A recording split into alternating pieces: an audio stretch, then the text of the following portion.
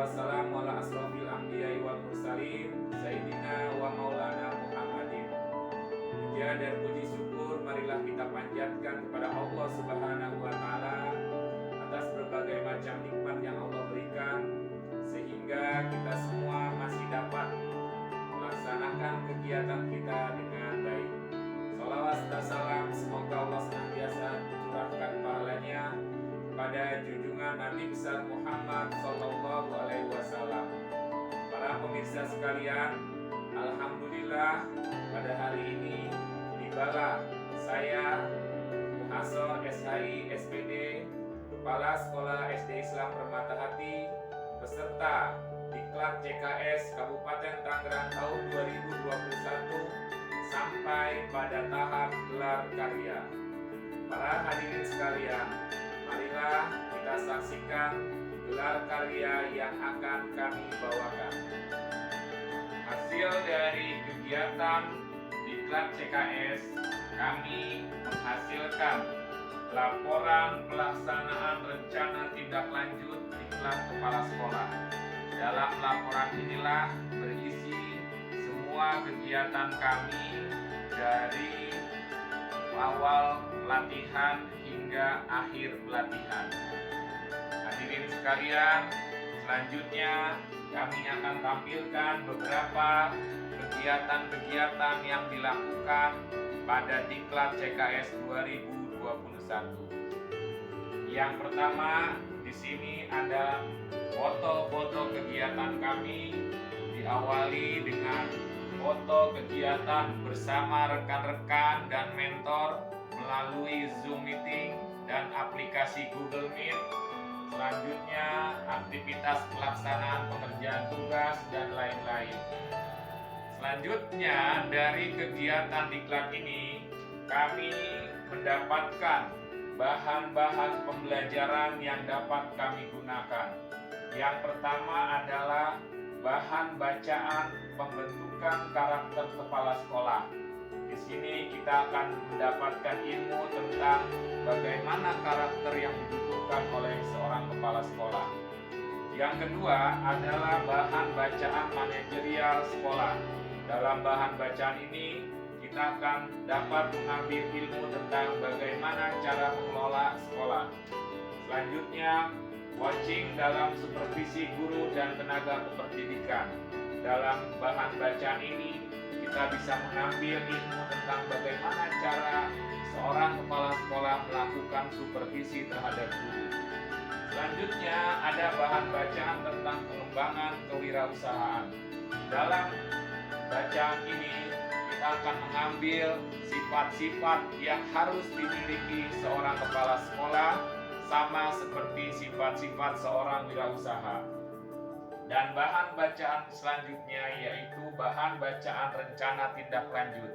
Ini berisi bagaimana kita menyusun sebuah laporan yang baik dan benar. Rekan-rekan, guru, teman-teman, dan para pemirsa sekalian, ketika kita melaksanakan kegiatan OJT 1, maka kegiatan yang pertama adalah rencana proyek kepemimpinan. Dalam kegiatan rencana proyek kepemimpinan atau RPK, kami mengambil dari rapot sekolah. Setelah kami melakukan analisis terhadap rapot sekolah, diketahui bahwa di SD Islam Permata Hati masih membutuhkan peningkatan rasa percaya diri kepada peserta didik. Oleh karena itu, kami mengambil judul RPK yaitu peningkatan rasa percaya diri pada peserta didik dengan cara menerapkan pembelajaran proyek based learning. Salah satu hasil dari pembelajaran tersebut adalah siswa melakukan proyek yang diberikan oleh guru kelasnya masing-masing. Bagaimana melaksanakan rencana proyek kepemimpinan? Ada persiapan-persiapan yang harus dilaksanakan. Yang pertama, persiapan. Yang kedua, pelaksanaan. Yang ketiga, monitoring dan supervisi, dan yang keempat hasil atau rencana tindak. Dalam rencana proyek kepemimpinan kita melalui menjadi 2 siklus. Siklus pertama di SD Islam Permata Hati ditemukan adanya siswa yang membutuhkan peningkatan rasa percaya diri. Oleh karena itu, kita melakukan siklus 2. Hasil dari siklus 2 dapat dilihat dari grafik yang akan kami tampilkan berikut ini. Dari grafik kita dapat melihat setelah kita melaksanakan proyek kepemimpinan, ternyata rasa percaya diri pada peserta didik meningkat. Kemudian terjadi juga peningkatan dalam student well-being para peserta didik. Oleh karena itu, kami anggap rencana proyek kepemimpinan dapat berjalan dengan baik dan menghasilkan hasil yang memuaskan. Berikut ini adalah contoh dari hasil kerja siswa yang melaksanakan kegiatan pembelajaran berdasarkan proyek. Ini ada rangkaian listrik yang dibuat oleh siswa. Siswa langsung membuat berdasarkan pembelajaran yang diberikan oleh gurunya. Kita akan coba apakah pembelajaran ini berhasil. Ini adalah saklar, kemudian ini adalah sumber energi berupa baterai. Dari baterai ini listrik akan mengalir, kemudian dihidupkan oleh saklar. Dari sini akan dibagi menjadi 2 lampu. Inilah yang dinamakan sebagai rangkaian listrik paralel. Artinya sumber lampunya ini seperti bertingkat. Nah, ini adalah rangkaian listrik paralel. Ini adalah hasil kedua, yaitu rangkaian listrik seri. Nah, apa yang membedakan antara rangkaian listrik seri dan rangkaian listrik paralel? Rangkaian listrik paralel, sumber lampunya seperti bertingkat. Sedangkan rangkaian listrik seri, sumber lampunya adalah seperti berbaris. Nah, ini adalah hasil dari proyek yang dilakukan oleh siswa kelas 6 dalam pelajaran pendidikan alam atau IPA.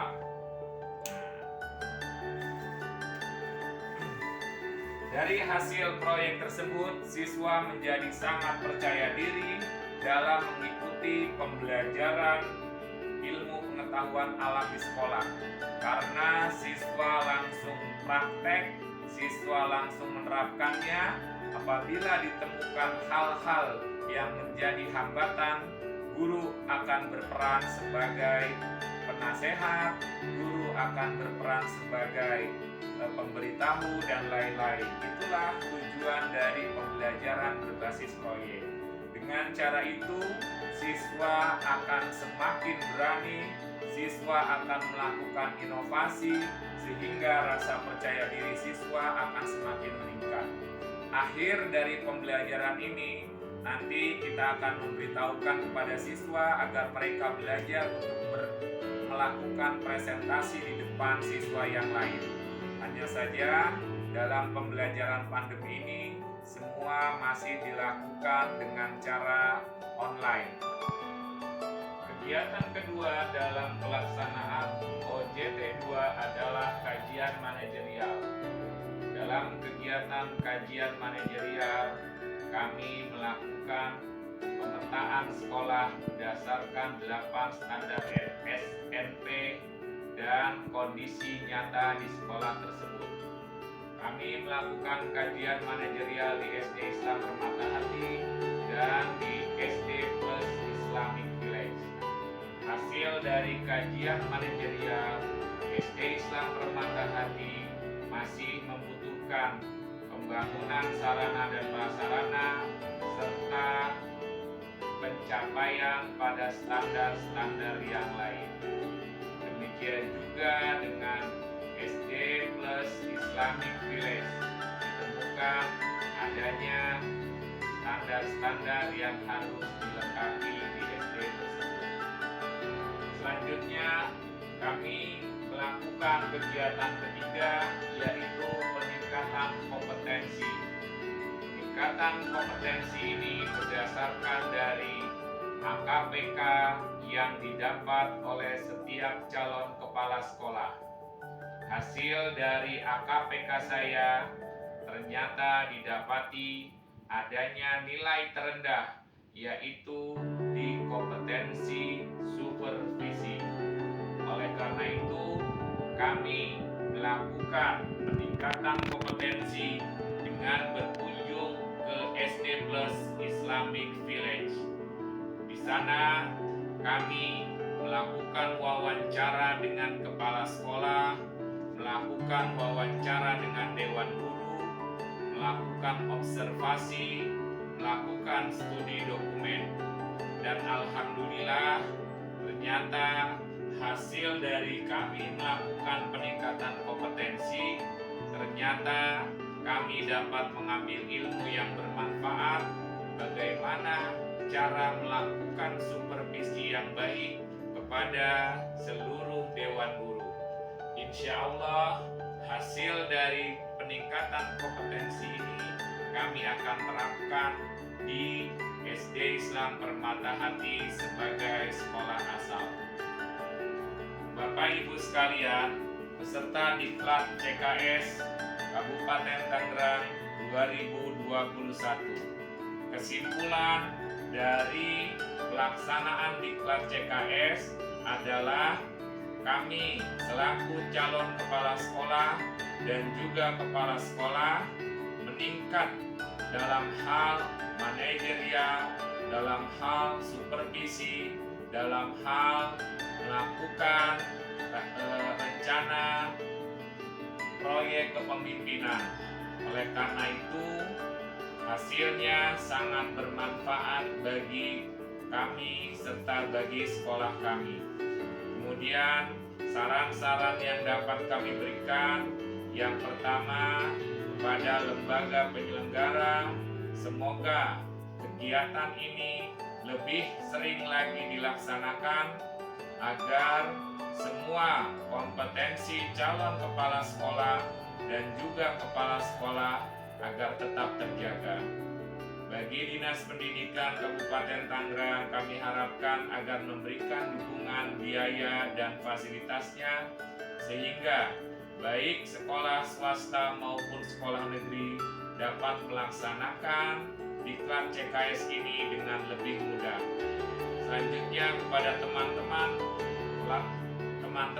peserta Diklat CKS, kami harapkan setelah mendapatkan ilmu yang bermanfaat, maka sebaiknya ilmu tersebut segera diaplikasikan di sekolah masing-masing. Semoga Diklat CKS ini dapat bermanfaat bagi kita semua. Sekian dari saya, kurang lebihnya saya mohon maaf. Sekian, Assalamualaikum warahmatullahi wabarakatuh. Diklat CKS 2021 hebat.